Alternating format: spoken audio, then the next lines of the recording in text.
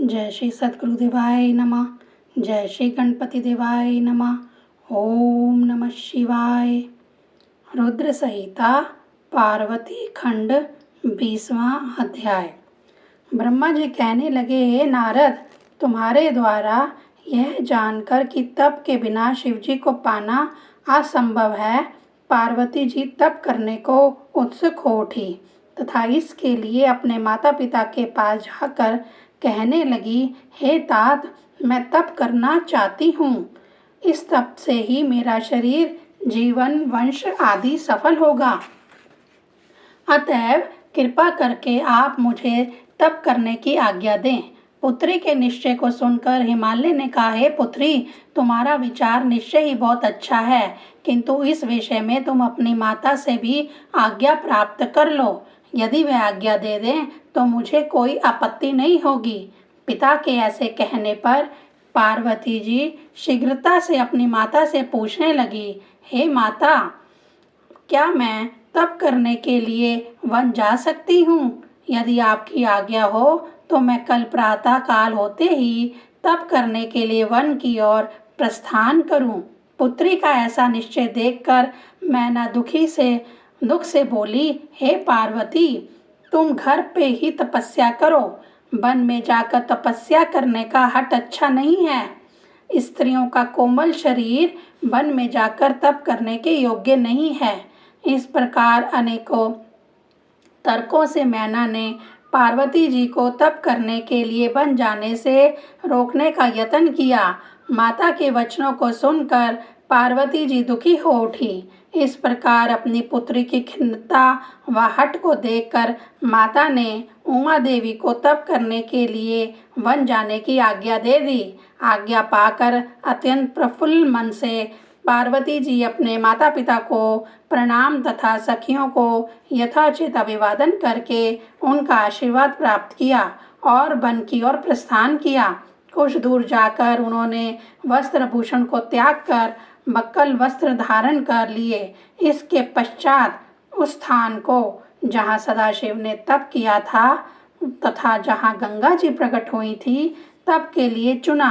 वहाँ की भूमि को शुद्ध करके जितेंद्रिय होकर मन को एग्राग करके तथा शिवजी में ध्यान अवस्थित करके भीषण तप करना आरंभ कर दिया।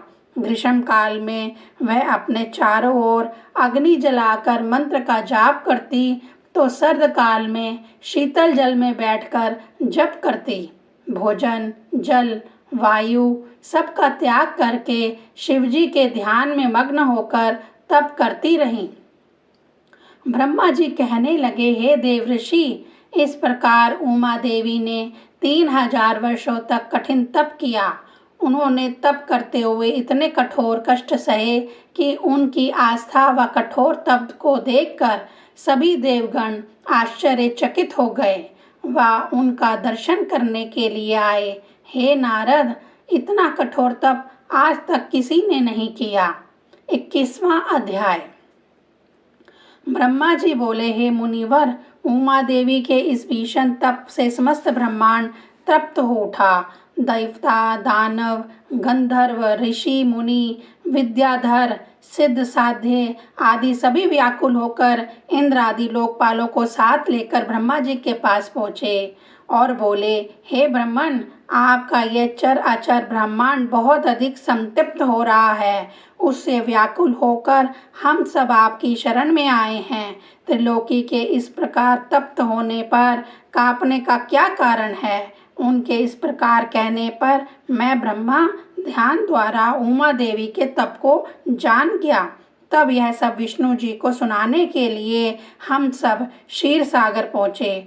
वहाँ ध्यान में मग्न विष्णु जी का दर्शन करके सब ने उन्हें प्रणाम किया और बोले, हे देव, इस समय पार्वती जी शंकर जी को प्राप्त करने के लिए कठोर तप कर रही हैं। उन्हीं के भीषण तप से समस्त त्रिलोकी कंपित व तप्त हो रहा है।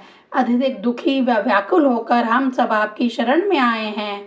आप ही हमारी रक्षा करने में सक्षम हैं।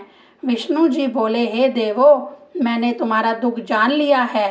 अब हम सब मिलकर भगवान शंकर की शरण में हमें जाना चाहिए। वहां जाकर उनसे प्रार्थना करनी चाहिए कि वे माता पार्वती के तप से प्रसन्न होकर उन्हें इच्छित फल दें तथा उनके साथ विवाह करके हम सबका उद्धार करें। विष्णु जी के वचन सुनकर भयभीत होकर देवता बोले, हे भगवान, हम भगवान शंकर जी के पास नहीं जा सकते। उनका क्रोध सहने में हम असमर्थ हैं। क्रोध में उन्होंने कामदेव को भस्म कर दिया था, कहीं वे हमें भी भस्म ना कर दें। इस प्रकार भयभीत देवताओं को समझाते हुए विष्णु जी बोले, हे देवताओं, भय करने की आवश्यकता नहीं। भगवान सदाशिव अत्यंत दयालु हैं, वह तुम्हें भस्म नहीं करेंगे। वह तो हम सबके स्वामी व रक्षक हैं, इसमें तुम्हें संदेह नहीं होना चाहिए। हमें शीघ्र ही उनकी शरण में जाना चाहिए, निश्चय ही वह हमारी रक्षा करेंगे। ब्रह्मा जी बोले, विष्णु जी के आश्वासन से सभी देवता भगवान शंकर के दर्शन के लिए चल पड़े। उससे प्रथम तप में मग्न उमा देवी के दर्शन व उनकी प्रशंसा करते हुए शंकर जी के निवास स्थान पर पहुंचे। दूर से ही भगवान के दर्शन करके भयभीत देवताओं ने, नारद, तुम्हें उनके पास भेजा। तुम निर्भय होकर शंकर जी के पास पहुंचे और उन्हें परम आनंद में मग्न देखकर लौट आए। फिर सब देवताओं को साथ लेकर शंकर जी के पास पहुंचे। वहां स्तुतियों से उन्हें प्रसन्न करने लगे तथा बारंबार उन्हें नतमस्तक होकर प्रणाम करने लगे। ओम नमः शिवाय।